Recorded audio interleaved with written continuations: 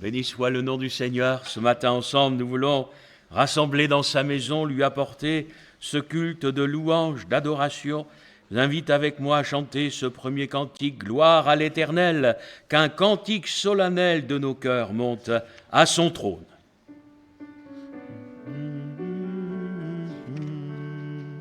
Gloire, gloire à l'Éternel, qu'un cantique solennel, qu'un cantique solennel de nos cœurs monte à son trône. Quand il crée, oh qu'il est grand, quand il crée, oh qu'il est grand, qu'il est juste en punissant, qu'il est grand quand il pardonne. Il commandait le néant, tressaille au premier accent, tressaille au premier accent de sa parole vivante. Et radieux et des astres radieux, sa main jette dans les cieux, la poussière étincelante. Mais la main qui le Seigneur s'est donné pour rédempteur, s'est donné pour rédempteur, goûte une paix ineffable, objet d'un si grand amour, objet d'un si grand amour, elle se donne en retour à ce sauveur adorable. Ô Dieu, que t'es racheté, toujours chante les bontés, toujours chante les bontés de celui qui le pardonne. Gloire, gloire à l'Éternel, gloire, gloire à l'Éternel. Ce cantique solennel montera jusqu'à son trône. Et nos chants sont pour Dieu, et nous voulons qu'il monte jusqu'à lui.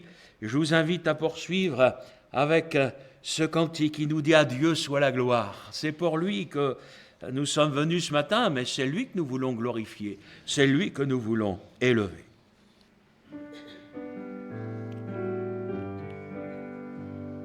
À Dieu soit la gloire pour son grand amour, car de sa victoire s'est levé le jour. Jésus à ma place est mort sur la croix, il donne sa grâce à celui qui croit. Gloire à Dieu,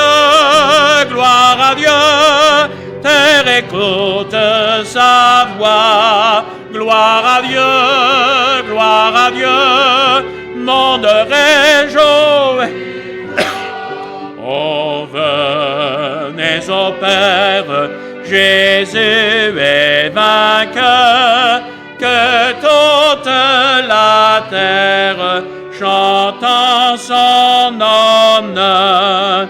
La foi, l'espérance ont chassé la peur, une paix immense remplit notre cœur. Selon sa promesse, Jésus changera deuil en allégresse quand il reviendra. Gloire à Dieu, gloire à Dieu, terre écoute sa voix. Gloire à Dieu, monde réjouis-toi. Oh, venez au Père, Jésus est vainqueur. La terre chante en son honneur. Gloire au Seigneur, bienvenue à chacun ce matin dans la maison du Seigneur. Ici sur Pont-de-Mer, on est passé au travers de la neige, n'est-ce pas? Mais j'ai vu quand même ce matin qu'il en était tombé en Normandie, n'est-ce pas? Donc, bon, que voulez-vous, ce sont les rigueurs de l'hiver. Certains n'ont pu se joindre à nous ce matin. Ma maman a encore dû rester à la maison parce qu'elle tousse encore. Hier soir, Isabelle grelottait, elle mettait les couvertures sur elle, etc. Ce matin, j'ai dit hey, tu restes à la maison, hein, tu gardes tes microbes. Mais bon, je vois beaucoup de frères et de sœurs avec des masques au milieu de nous ce matin, on sait ce que ça veut dire. Bon, que le Seigneur nous accorde sa grâce avec tous ces maux de l'hiver, même si c'est pas grave, c'est toujours embêtant, n'est-ce pas? En tout cas, merci au Seigneur de nous avoir permis d'être là ce matin et que le Seigneur ensemble nous bénisse. Je voudrais avec vous chanter cet agneau immolé, cet agneau qui s'est abaissé, qui s'est sacrifié, cet agneau qui aujourd'hui est assis sur le trône, à l'agneau sur son trône. Apportons ce matin la couronne.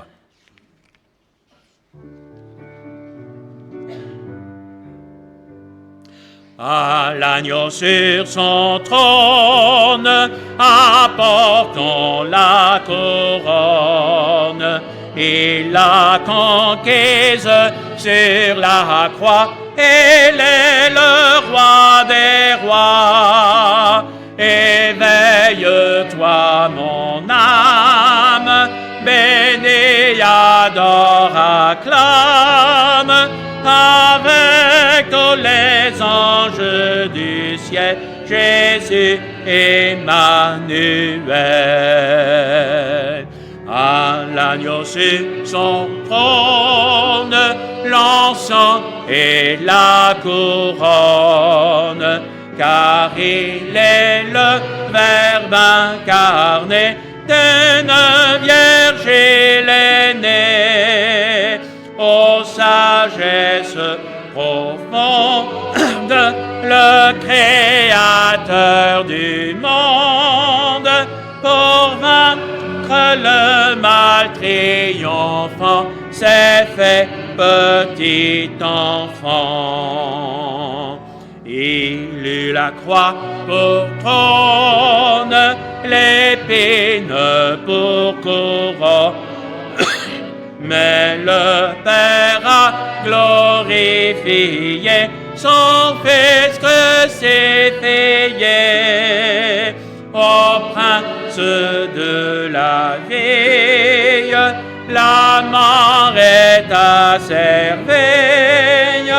Hors de la tombe il est monté, Christ est ressuscité. À l'agneau tout son trône, la palme et la couronne, car il est le prince de paix, il règne désormais. Les fureurs de la guerre s'éteindront sur la terre, pour renaîtront comme jadis les fleurs du paradis. À l'agneau sur les trônes et toutes les couronnes, il est le maître souverain, les temps sont dans sa main. Rendons l'honneur suprême à ce Dieu qui nous aime. Reviens victorieux pour nous ouvrir les cieux. Il revient, frères et sœurs, et il va sur les nus venir enlever son Église. Puissions-nous encore ce matin être prêts et préparer ce jour glorieux. Avant d'avoir ensemble un temps de louange et de partage aussi de la table du Seigneur, chantons encore ce beau cantique. Vers toi monte ma prière. Et le refrain dit ceci, je te donne tout mon être, car ton sang m'a racheté. Vous savez que c'est le sens de la Sainte Seine. Jésus s'est donné pour nous. Et ce matin, nous voulons tout à nouveau nous donner au Seigneur Jésus, lui donner nos vies tout entières. On va chanter ensemble, je te donne tout mon être, car ton sang m'a racheté.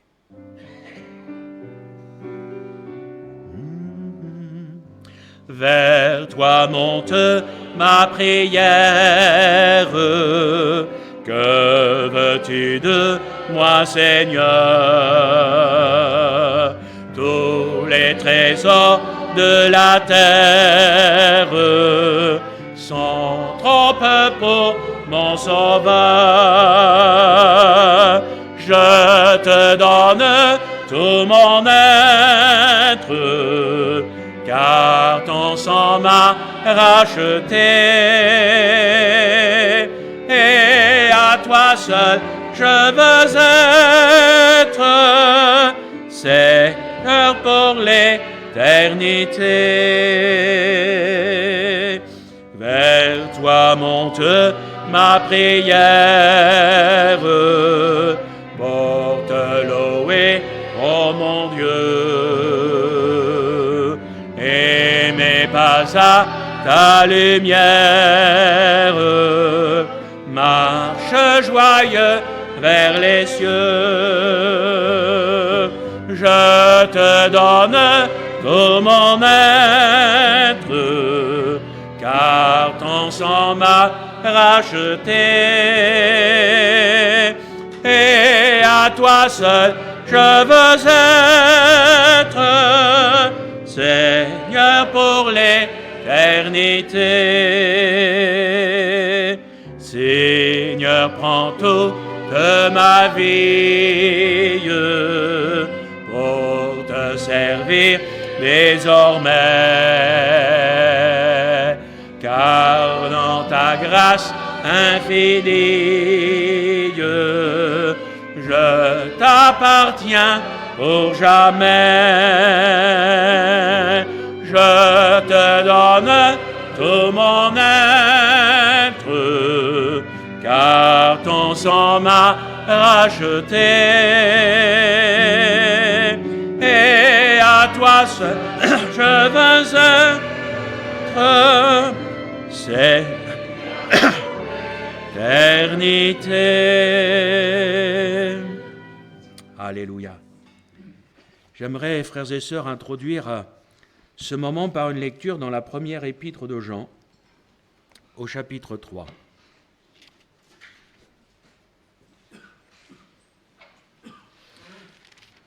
Jean, chapitre 3.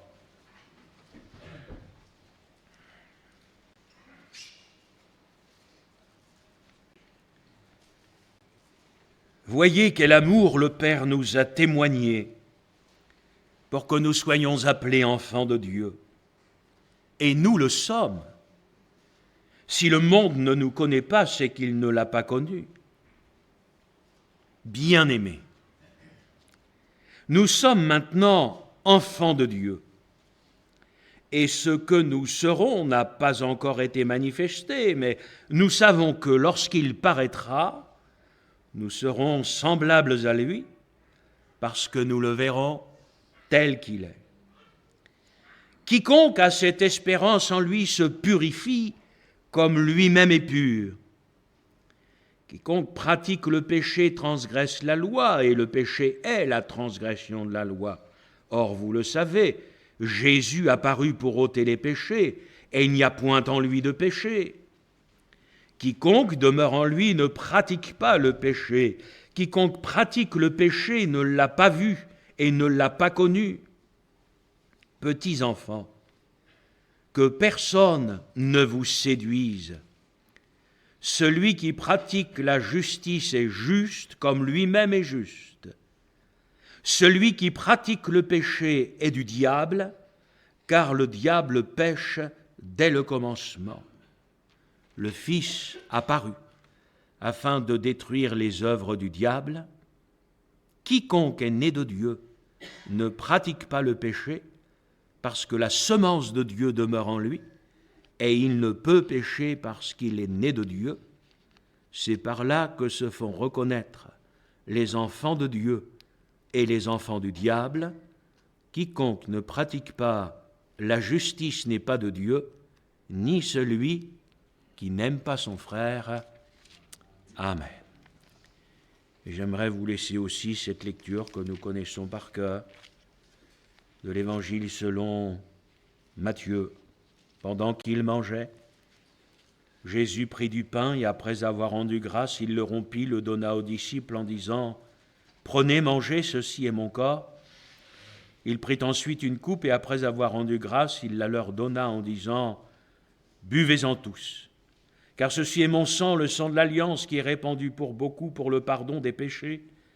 Je vous le dis, je ne boirai plus désormais de ce fruit de la vigne, jusqu'au jour où j'en boirai du nouveau avec vous, dans le royaume de mon Père. Amen. Et tu es le Seigneur de nos vies. Après avoir été notre Sauveur, tu es devenu notre Roi, notre Maître. Aujourd'hui, tu règnes sur nous. Et Seigneur, ton joug est doux, ton fardeau est léger. Seigneur, nous sommes heureux de t'appartenir. Nous t'aimons ce matin. Et ensemble, ton Église réunie fait monter vers toi sa louange et son adoration. Voici, Seigneur, venu pour nous le temps d'ouvrir ta parole et de la méditer. Oh, s'il te plaît, Seigneur, remplis-nous tous du Saint-Esprit, de ton onction bénie, afin que ce matin encore, ta parole, qui est la vie, puisse nourrir nos âmes. Parle-nous, Seigneur, et que nous puissions tout à l'heure repartir meilleurs que nous sommes entrés. Merci de manifester ta grâce dans la vie de tous ceux qui entendront cette parole. T'en le demandons, en Dieu notre Père, dans le précieux nom de Jésus, notre divin Sauveur. Amen. Amen. Béni soit le Seigneur. Je voudrais vous inviter, frères et sœurs, à lire avec moi ce matin dans le 2e livre des Rois, au chapitre 10, au verset 28. 2 Rois 10, verset 28e. J'ai eu à cœur ce matin de vous parler de Jéhu.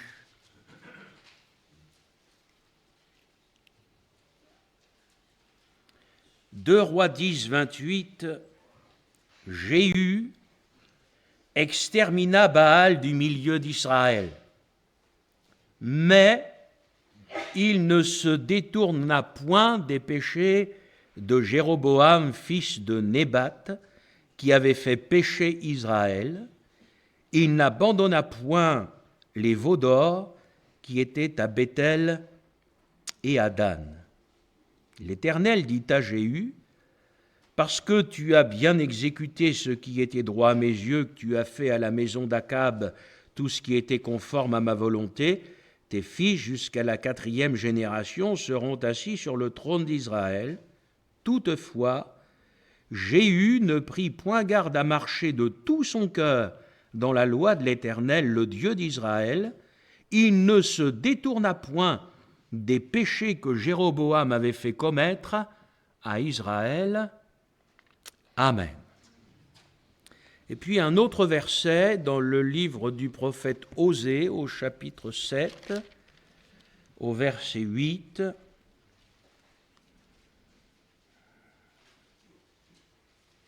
Osée chapitre 7, verset 8.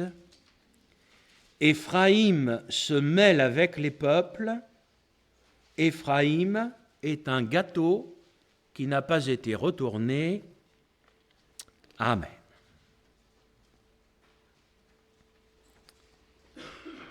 Jéhu, c'est un homme que j'ai un petit peu du mal à comprendre.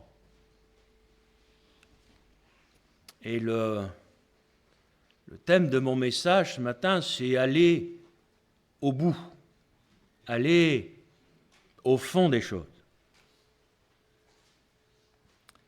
atteindre le but. Ce n'est pas seulement franchir, nous le savons puisque Paul le dira, ce n'est pas seulement franchir la ligne d'arrivée, mais c'est courir suivant les règles. Quand on se penche sur l'histoire de cet homme, Jéhu, on va découvrir que c'est un homme qui a fait beaucoup de bonnes choses. Un roi qui a fait des choses qui n'étaient pas faciles à faire. Il a exterminé Baal du milieu d'Israël. Et j'aimerais vous rappeler, frères et sœurs, que le culte de Baal, c'était pas rien. C'est à cette divinité qu'on offrait des enfants en sacrifice. Le peuple d'Israël en était arrivé là. C'est Jéhu, et c'est pas peu de le dire, quand on sait ce qu'elle représente, qui délivrera le peuple d'Israël de Jézabel, la femme qui avait mis du fard à ses yeux. C'est Jéhu qui a frappé tous ceux qui restaient de la maison d'Akab. Et je ne sais pas si dans votre mémoire de chrétien, Akab et Jézabel, ça vous dit quelque chose. Mais moi, je préfère prêcher sur Aquilas et Priscille que sur Akab et Jézabel. Je ne sais pas ce que vous en pensez. Donc, Jéhu, c'est un homme qui a eu du courage. Et c'est un homme qui a fait, au niveau spirituel, qui a fait de belles choses. C'était au temps d'Élisée. C'est Élisée qui l'avait fait oindre roi d'Israël. Et quand Élisée l'a oint pour roi, les serviteurs de Jéhu pensaient qu'Élisée était fou.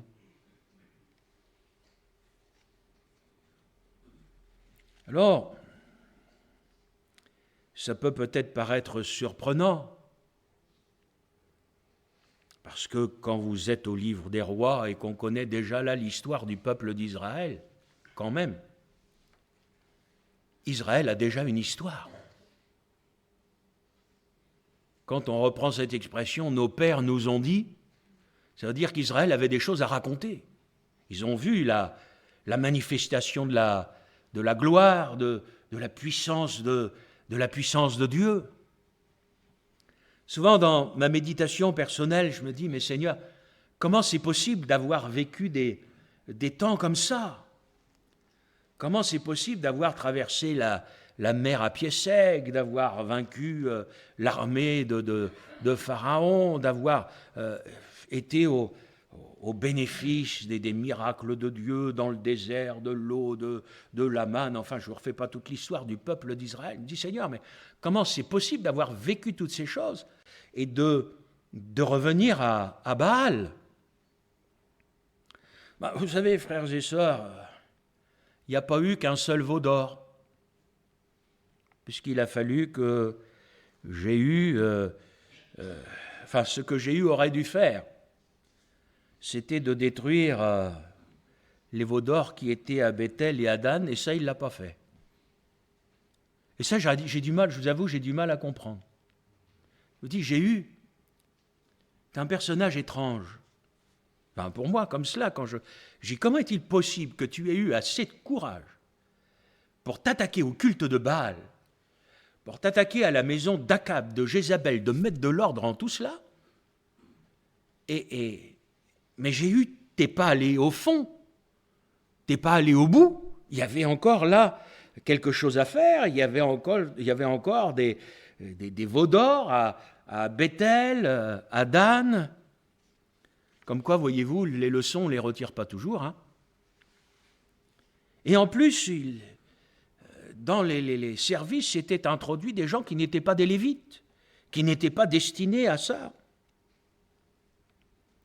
Et la parole de Dieu, clairement, nous dit que Jéhu Il a fait de bonnes choses, mais il n'est pas allé au fond des choses.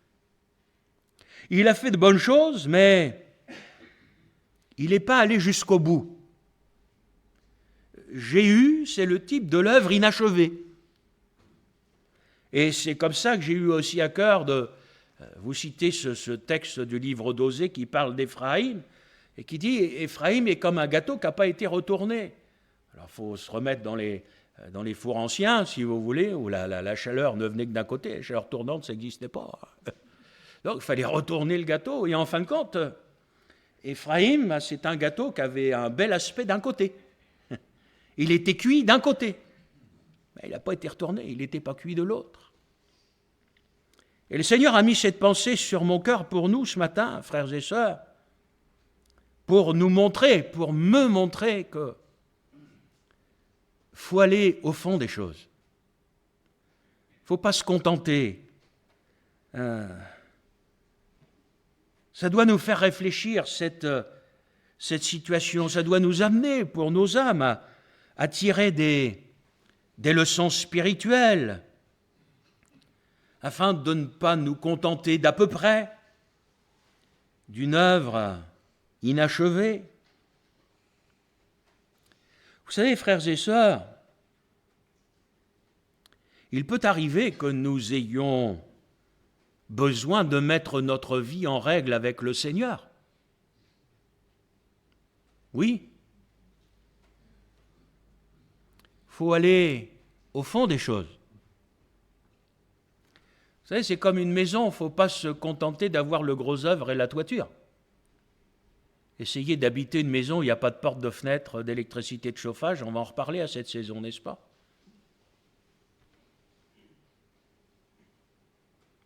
Quand on parle de pardon, faut aller au fond des choses. Faut aller jusqu'au bout. Faut régler les choses. Et pas seulement devant le Seigneur, également devant les hommes. Si jamais, malheureusement, un jour, il m'arrivait de parler mal contre quelqu'un,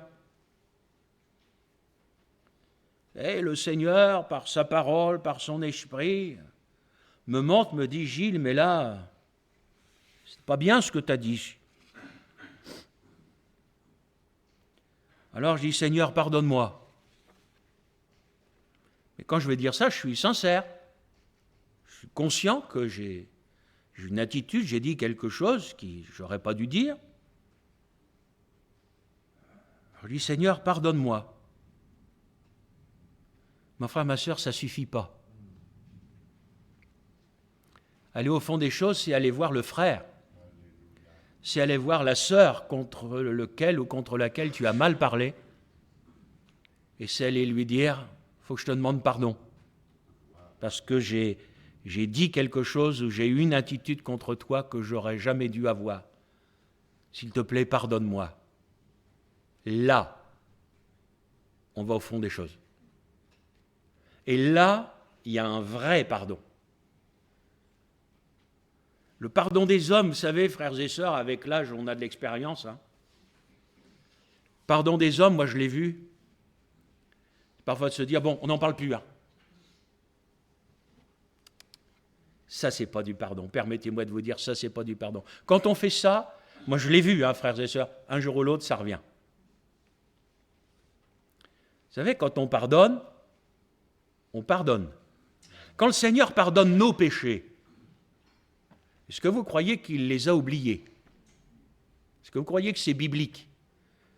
Est-ce que vous croyez que c'est écrit que nos péchés sont comme au fond de la mer? Oui ou non? Quand tu pardonnes à ton frère ou à ta sœur, la situation, elle n'existe plus. Elle est effacée. La page est blanche, il n'y a pas une petite ligne de souvenir quelque part. Tu fais comme Jésus a fait pour toi, la situation, on n'en parle plus, elle est au fond de la mer, c'est terminé. Ça, c'est spirituel, biblique. Dans la pratique, frères et sœurs, c'est beaucoup plus difficile. Parce que nous, on a une mémoire. C'est là qu'il faut aller au fond des choses. Il faut aller au fond des choses. La vraie repentance, parfois elle demande des réparations. Si un jour nous n'avons pas été honnêtes, si un jour, même si le mot vous paraît fort, mais si nous avions volé, vous savez, il y a bien des manières de voler, hein. Et puis un jour, la parole de Dieu nous reprend, le Seigneur nous reprend. Ah Seigneur, j'aurais pas dû faire ça. J'ai pas été honnête sur ma déclaration d'impôt. Il n'y a pas de problème, vous avez des mois pour la corriger. Vous pouvez même le faire sur Internet maintenant. Vous savez, quand on n'a pas été honnête, il faut rendre. Il ne faut pas seulement dire au Seigneur, Seigneur, je n'ai pas été honnête, je te demande pardon. Il faut régler la situation. Il faut régler la situation. Vous vous souvenez du témoignage que vous avez donné là, de ce frère-là, qui, quand il s'est converti, il était mécanicien, il s'était fait un atelier chez lui en piquant les outils du patron. Alors quand il s'est converti, il est allé voir son patron, lui disant, écoutez, je me suis converti. Il avait la remorque et dit, je vous ramène tout ce que je vous ai volé. Faute professionnelle, faute grave, licencié sur le champ. Il arrive en larmes dans le bureau de mon père en lui disant, regardez pasteur, j'ai fait ce que je devais faire, j'ai plus de boulot. Mon père lui a dit, tu as fait ce que tu avais dû faire, ce que tu as dû faire, le Seigneur sera avec toi. Il s'est converti, il était à Dieppe l'après-midi, il y avait Alpine qui l'appelait. Il est embauché comme mécanicien spécialisé à l'époque dans les Alpines, vous savez, les berlinettes bleues là. Ça, c'est la grâce que Dieu donne à ceux qui vont au fond des choses. Ça a un coût, parce qu'il a perdu son boulot, le gars. Mais Dieu a été avec lui et Dieu lui a fait grâce. Là où le bas blesse, c'est quand l'œuvre n'est pas achevée. C'est quand on se contente de demander pardon à Dieu, mais quand il y a des choses ici-bas sur cette terre qu'on devrait réparer et qu'on ne répare pas. Vous savez, frères et sœurs, parfois, certains ont été exigeants avec les enfants des autres. J'en ai connu comme ça qui étaient. Frère, on ne devrait pas tolérer ça dans l'Église. Et puis le jour où on finit par avoir des enfants, ça change. On devient plus souple, c'est bizarre. On pourrait même finir, moi je l'ai vu malheureusement dans des foyers chrétiens, par tolérer l'intolérable. Vous savez, frères et sœurs, je ne veux pas être dur, mais je suis obligé d'être vrai, mais je me demande parfois si les chrétiens réalisent qu'un jour on aura des comptes à rendre à Dieu. Je vais vous dire quelque chose qui peut-être ne va pas vous plaire, mais il faut que je vous le dise. Vous savez, Dieu nous mesurera avec la mesure avec laquelle nous, on aura mesuré les autres. Si vous avez été dur avec les autres, Dieu sera dur avec vous. C'est toujours facile d'être exigeant pour l'Église, d'être exigeant pour les autres. Vous savez, frères et sœurs, le foyer des chrétiens, c'est une petite église. La Bible le dit, vous savez, l'homme, la femme, c'est le symbole de l'époux et de l'épouse. Et s'il y a des choses que vous ne supportez pas dans l'Église et que vous ne voudriez pas voir dans l'Église, ça veut dire que ces choses, vous ne les supportez pas non plus chez vous. Et toute l'Église vient de se soulever en disant « Amen, Gilles ». N'est-ce pas? Mon frère, ma sœur, je bénis Dieu pour la formation de nos anciens Vous savez, moi ça m'a marqué, mais je me souviens toujours que mon papa me disait, Gilles, tu ne peux pas donner aux autres ce que tu n'as pas reçu toi-même, et tu ne pourras pas emmener l'Église plus loin que tu n'es allé toi-même. Tu ne peux pas demander aux autres de faire des choses que tu ne fais pas toi-même. Et il me citait toujours le texte de Timothée, sois un modèle. Sois un modèle en tout. Et frères et sœurs, il faut que nos foyers soient des foyers modèles. Gloire à Dieu. Éphraïm, la partie visible du gâteau, elle me paraît cuite. Ça me paraît être un beau gâteau. Vous savez, bon, j'ai le défaut quand même de faire un peu la cuisine. Ça se voit. Vous savez, pour savoir si un gâteau est cuit, il faut plonger le couteau dedans. Vous arrivez à tous de faire un gâteau comme ça, d'avoir l'impression qu'il est cuit. Ah, la croûte dessus, c'est doré, tout ça. Plongez le gâteau dedans. Ah, c'est pas cuit. Mais si vous plongez pas le couteau, dans le gâteau, vous vous faites avoir. Vous croyez que c'est cuit alors que ça ne l'est pas. Et c'est la leçon que Samuel a appris quand il a fallu qu'il choisisse David.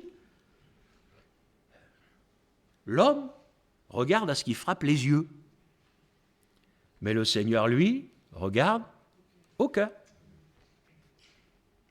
Et comme je vous l'ai toujours dit, ça ne veut pas dire que le Seigneur ne nous a pas laissé d'instructions par rapport à l'extérieur, mais le Seigneur ne se laisse pas tromper par toutes nos apparences extérieures, fussent-elles très spirituelles.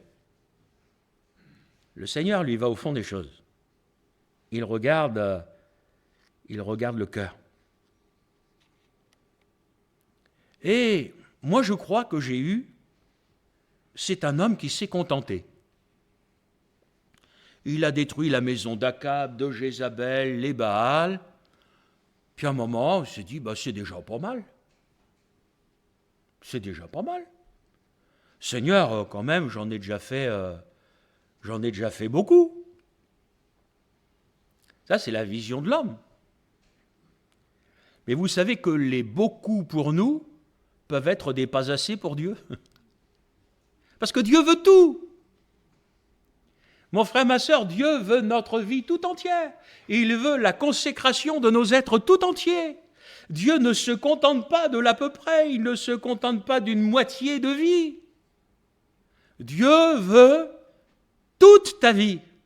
Il veut ton être tout entier.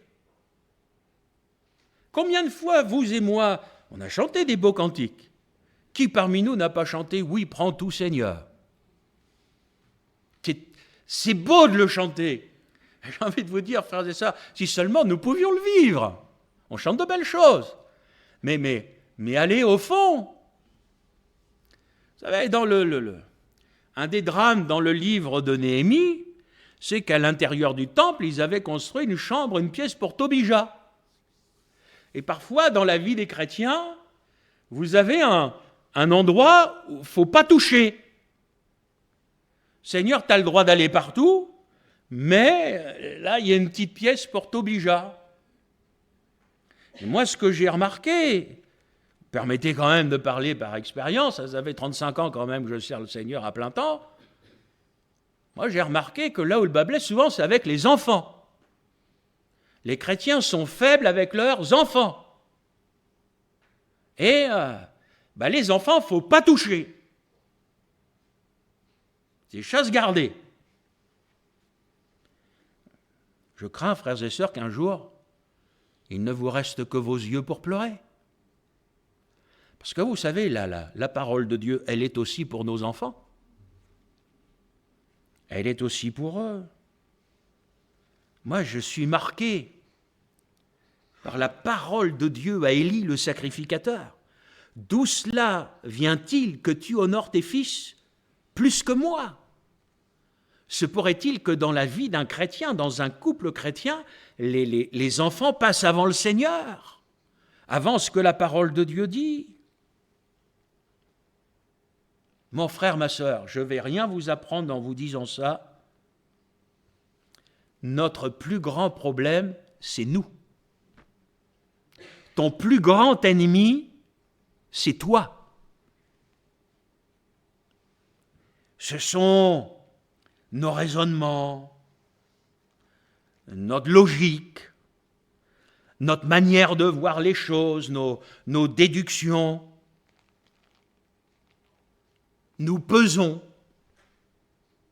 nous analysons, nous calculons. Mais moi j'ai envie de vous dire, quand Dieu veut tout, il n'y a pas de calcul à faire.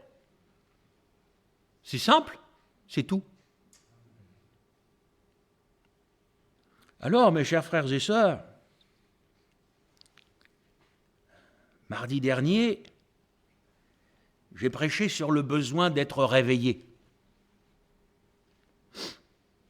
Vendredi, j'ai commencé un partage sur la tiédeur.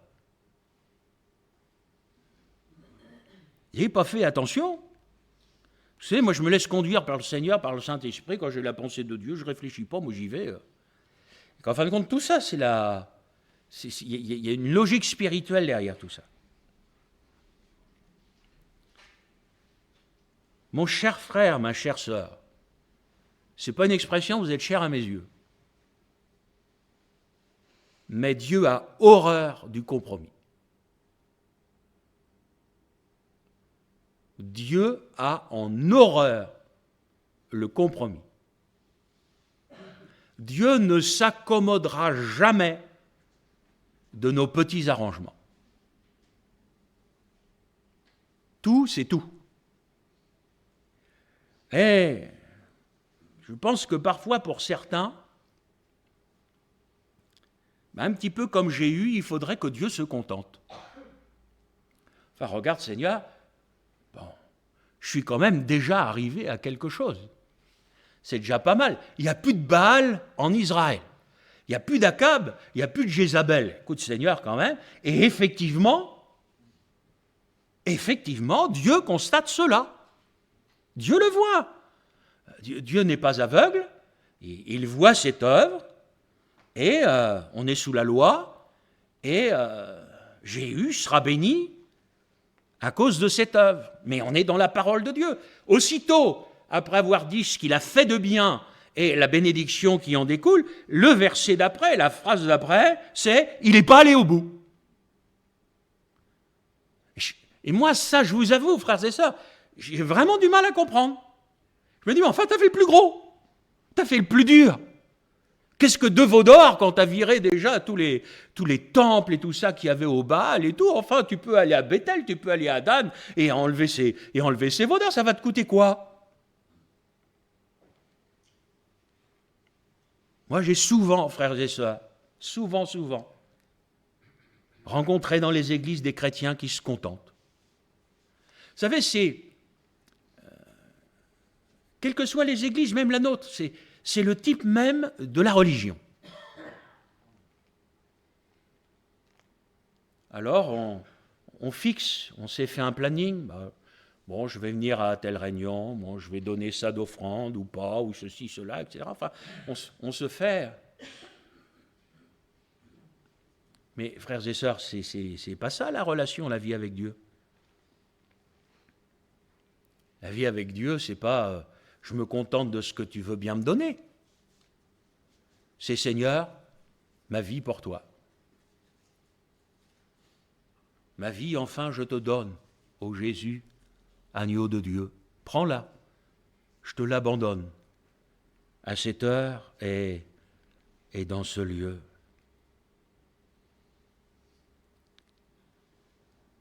Vous savez, parfois, quand on regarde l'histoire du peuple d'Israël,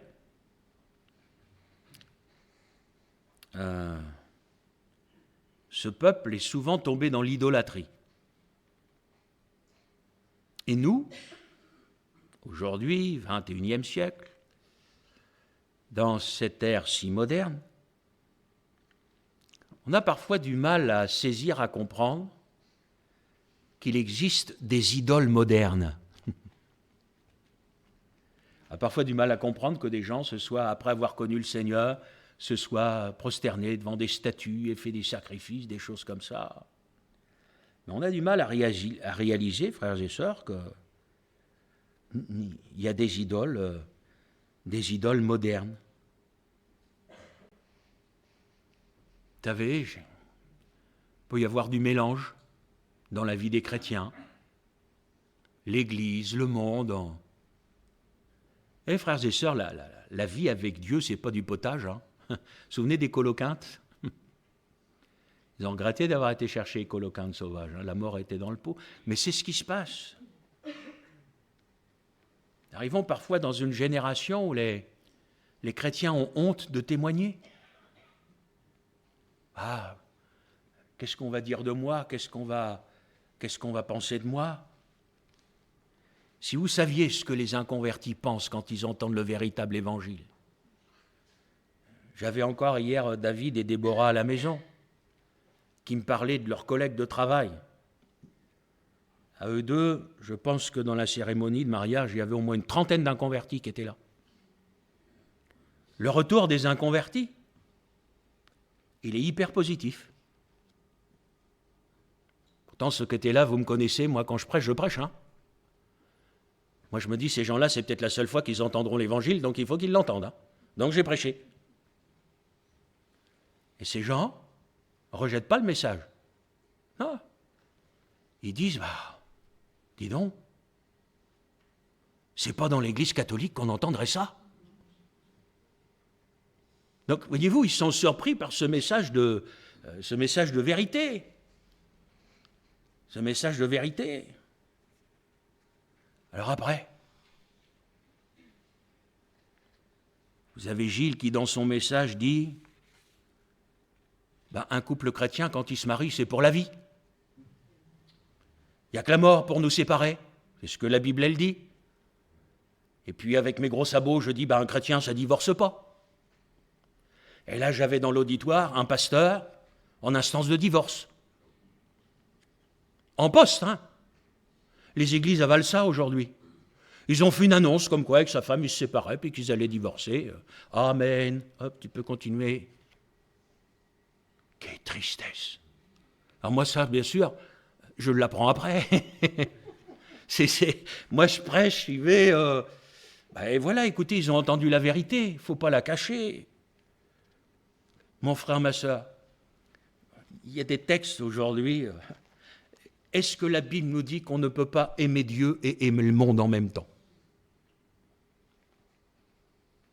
Alors, c'est 1 Jean 2,15.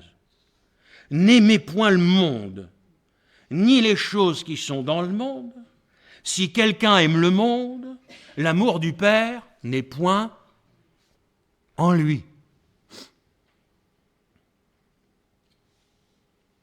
À table, alors, moi, vous savez que les jeunes, je suis largué, moi, des fois. Mais il parlait de quelqu'un qui était là, au mariage, une chrétienne, baptisée d'eau, puis qui était allée à je ne sais pas quel concert de quelqu'un que je ne connais pas. Et puis, moi, j'écoutais les jeunes dire, mais c'est pas possible pour un chrétien d'aller dans un concert comme ça. Le gars, il chante les démons. Voyez-vous, c'est pas du cachet ou quoi que ce soit. C'est un ancien mormon, etc. Aujourd'hui, il est parti dans l'occultisme. Enfin, il y a les démons partout dans ce qu'il chante. Vous avez aujourd'hui des gens, je suis sûr qu'elle est à la Sainte-Seine ce matin. Et ça ne l'empêche pas d'aller écouter et d'aller dans des concerts du monde où les gens chantent les démons. Mais mon frère, ma soeur, l'amour excuse tout, pardonne tout, etc. Le Seigneur est bon, il ne faut pas voir le mal partout, Gilles. Moi, on dira toujours ce qu'on voudra de moi, mais moi j'ouvre ma Bible et la Bible me dit on ne peut pas aimer Dieu et aimer le monde.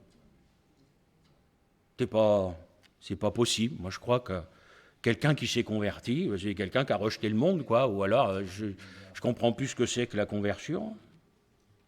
Alors, au cas où on n'est pas bien compris avec Jean, on va écouter Jacques, qui va dire, dans la douceur de Jacques, adultères que vous êtes. Oh les gaziers, je ne sais pas si vous auriez aimé avoir Jacques comme pasteur, mais moi à côté, je crois que je suis de la ouate. Hein. Ne savez-vous pas que l'amour du monde est inimitié contre Dieu? Celui qui veut être ami du monde se rend ennemi de Dieu.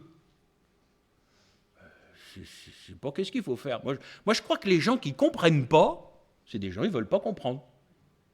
C'est aussi simple que cela. Jésus dira, nul ne peut servir 2 maîtres. Car ou il haïra l'un et aimera l'autre, ou il s'attachera à l'un, méprisera l'autre. Vous ne pouvez pas servir Dieu et Mammon, le Dieu de l'argent. Frères et sœurs, vous savez, quand vous reprenez l'exemple de Daniel, c'est très parlant, avant que vous arriviez dans tout le domaine du livre de Daniel avec le prophétique. Mais quand vous avez les premiers chapitres qui vous parlent de la déportation et de la persécution, en fin de compte, de ces jeunes Israélites. Daniel, il a refusé de se souiller. Vous avez Daniel et ses 3 compagnons, ça fait 4.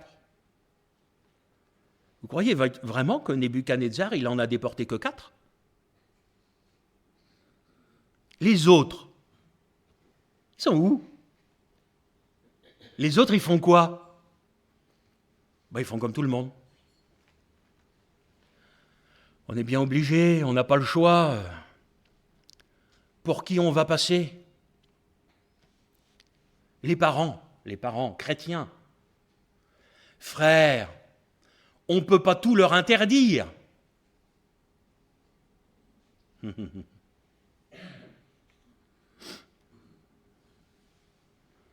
Faites attention à ce que vous semez. Parce que la Bible dit, ce qu'on sème un jour, on le récolte. Vous savez, quand je repense à mon adolescence, à ma jeunesse, les pires bêtises que j'ai faites, c'est quand j'ai fréquenté des inconvertis. Ça vous surprend? Puis j'en ai fait des solides, parce que j'étais insolide. Frères et sœurs, vous savez, il faut que le Seigneur nous parle.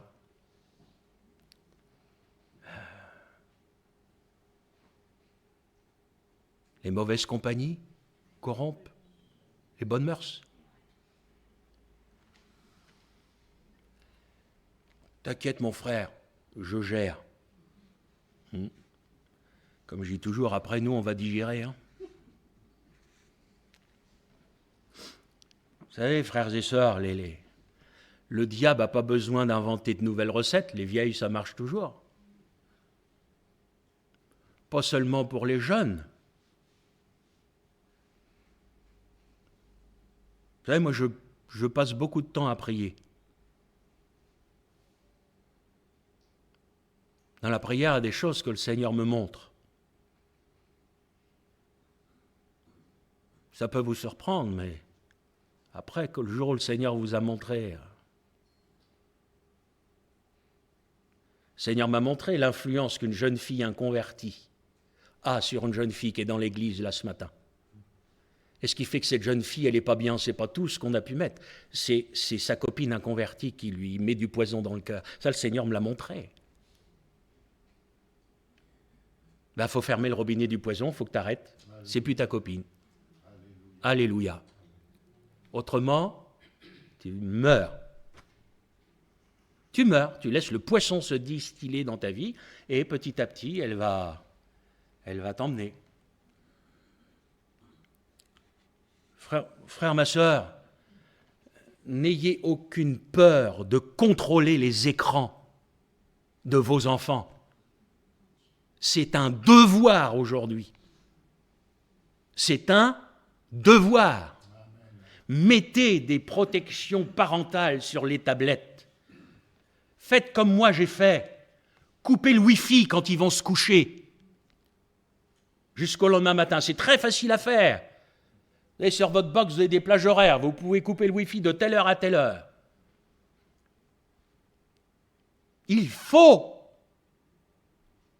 Parce que quand vous n'êtes pas là, c'est pas vous qui avez les jeunes dans le bureau, c'est moi qui les ai. Et les jeunes de foyers chrétiens, quand vous les avez dans le bureau, c'est Gilles prie pour moi parce qu'il faut que je sois délivré de la pornographie. C'est pas devant vous qu'ils vont regarder la pornographie. Mais j'ai envie de vous dire, s'ils n'ont pas Internet, s'ils n'ont pas le téléphone portable le soir ou la tablette quand ils se couchent, eh bien, ils n'ont pas de pornographie. Amen. Ah oui, mais on ne peut pas. Si je lui enlève son téléphone ou sa tablette, il va me faire une crise. Et c'est là qu'on voit qui commande dans la maison des chrétiens, quoi. Et pour avoir la paix, on laisse les choses. Si vous laissez ça, j'ai beaucoup de peine quand je vous dis ça. Mais vous savez, moi je prêche l'évangile, je vous dis que vos enfants, ils sont déjà perdus. Et c'est vous qui les perdez. C'est vous qui les aurez perdus. Ça ne sert à rien que vous priez le Seigneur pour qu'il les sauve si vous laissez des choses comme ça dans leur vie. Vous distillez du poison dans leur vie. Mais soyez un père, soyez une mère. Le Seigneur ne vous a pas donné des enfants pour que vous les perdiez, mais pour qu'ils soient sauvés. N'ayez pas peur de leur dire non, même s'ils vous font le museau. De toute façon, que vous disiez oui, que vous disiez non, à un âge, ils font tout le temps le museau. Donc vous posez pas la question.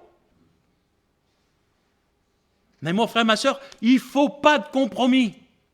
Vous savez, le compromis, c'est comme une porte qui est un tout petit peu ouverte, le diable y met le pied dedans. Et il y va. Et il y va. C'est tellement vite fait. Tellement vite fait. Alors, c'est sûr, c'est pas...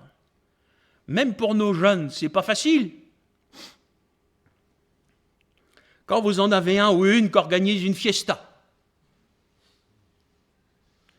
ben moi, même si ça n'a pas été facile pour eux, j'ai toujours dit à mes enfants, vous n'irez pas. Amen. C'est simple. Ce n'est pas la place d'un jeune chrétien ou d'une jeune chrétienne là-dedans. Ne croyez pas que ce soit facile à vivre pour nos jeunes.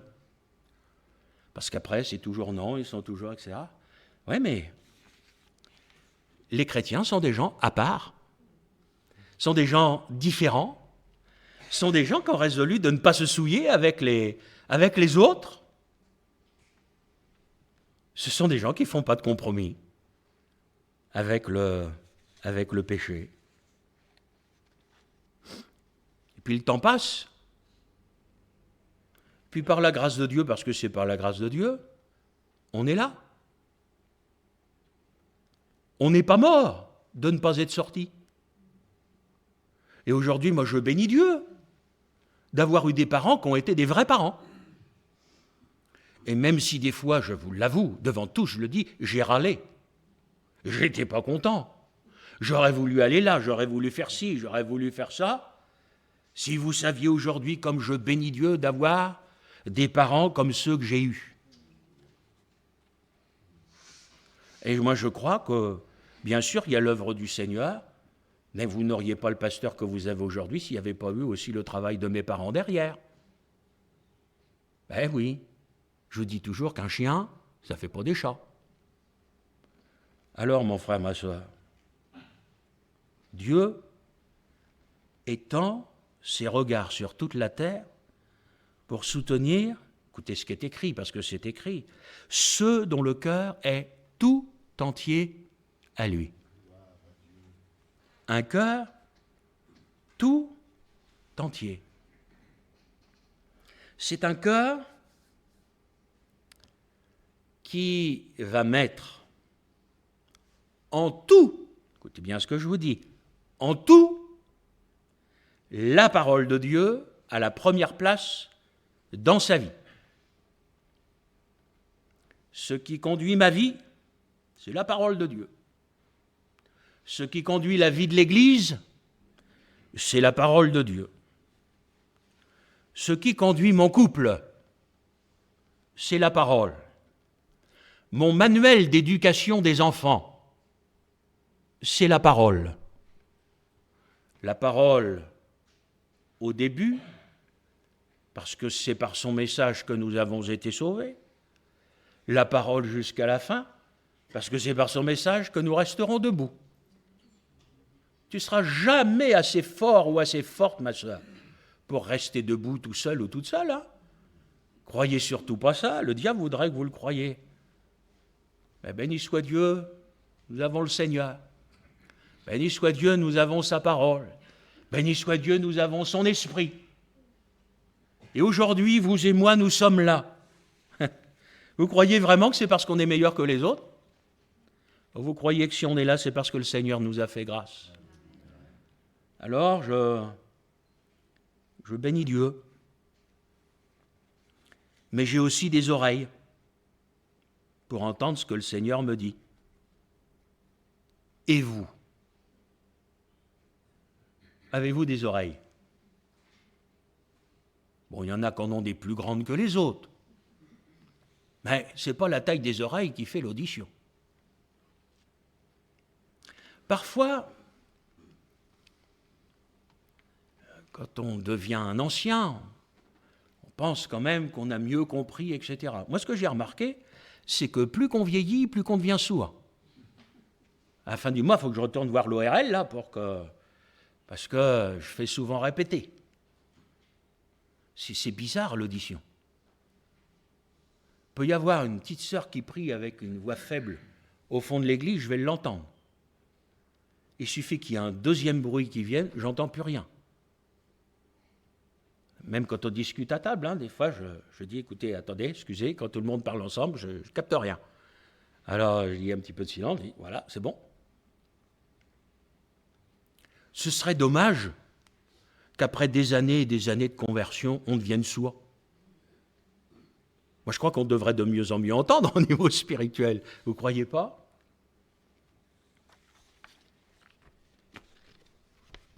Il y avait un chœur, il n'est pas dans aucun recueil, c'est un chœur qui était traduit d'un chant qui à l'époque était chanté, je crois, aux États-Unis.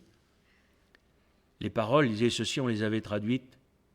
Va plus loin, même si tu te crois arrivé.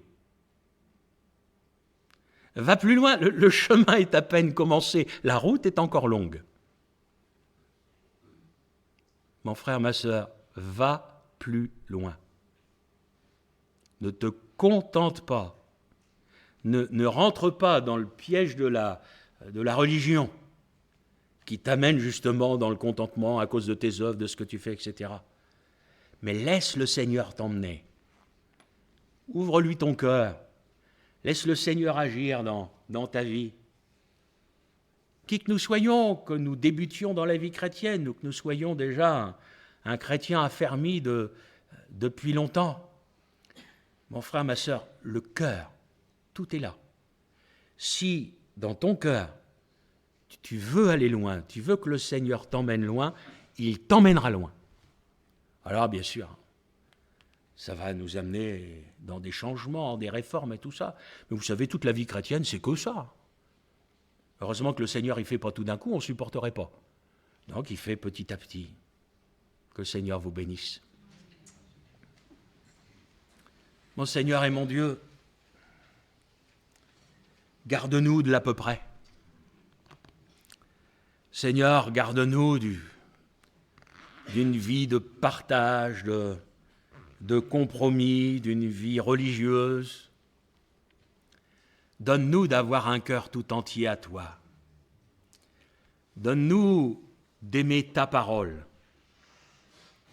toute ta parole, de désirer vivre selon ta parole, selon ce qui est écrit. Seigneur Jésus, s'il te plaît, garde-nous de nous-mêmes. Garde-moi de mes raisonnements, de mes logiques, de mes déductions, de mes pensées. Je voudrais qu'il y ait en moi les sentiments qui étaient en Jésus. Remplis-nous du Saint-Esprit pour que ce soit tes pensées qu'on ait dans le cœur. Et nous savons que l'Esprit de Dieu nous ramènera toujours à la parole. Seigneur, ce matin, bénis mes frères et sœurs. Fais-leur du bien. Aide-les. Seigneur, tu vois la pression que peut exercer ce monde sur les enfants, sur les jeunes, sur les chrétiens, surtout. Seigneur, donne-nous d'être influencés par toi, par ta parole. Garde-nous, Seigneur, Parce que qui est suffisant pour ces choses? Seigneur, nous ne sommes que faiblesse. Nous avons besoin de toi. Merci ce matin de manifester ton œuvre dans nos cœurs et dans nos vies. Dans le beau nom du Seigneur Jésus. Amen. Amen. Béni soit Dieu, frères et sœurs, pour sa parole.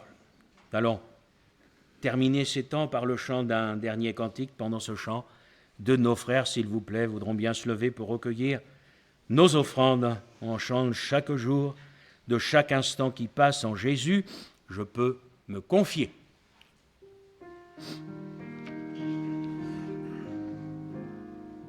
Chaque jour, de chaque jour qui passe, en Jésus, je peux me confier.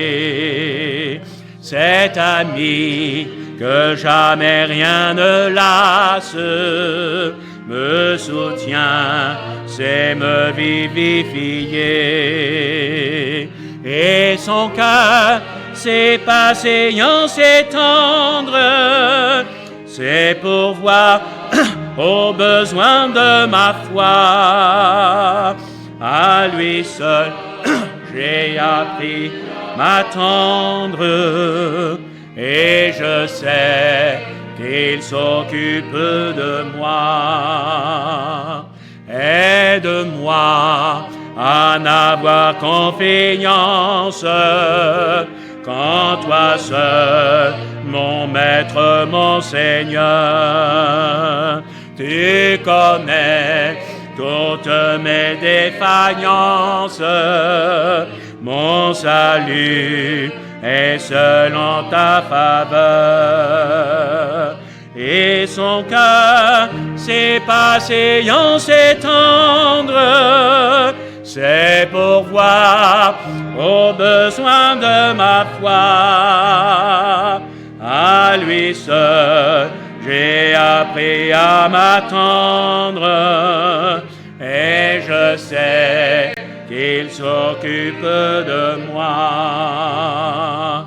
Prends ma main, tiens-moi quand je chancelle, le chemin est sombre et rocailleux.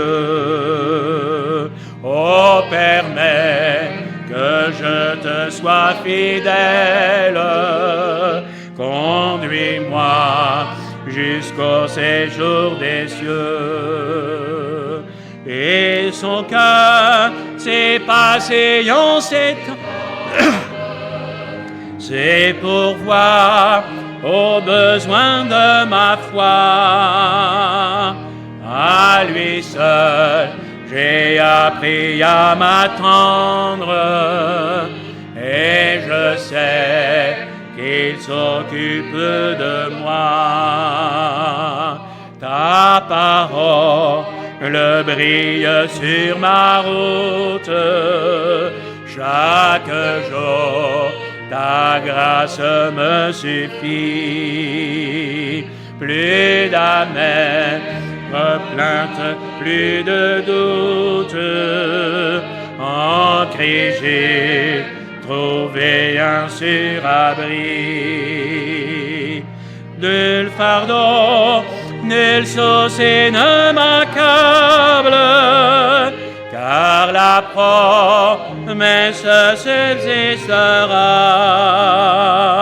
protégé par ta main secourable.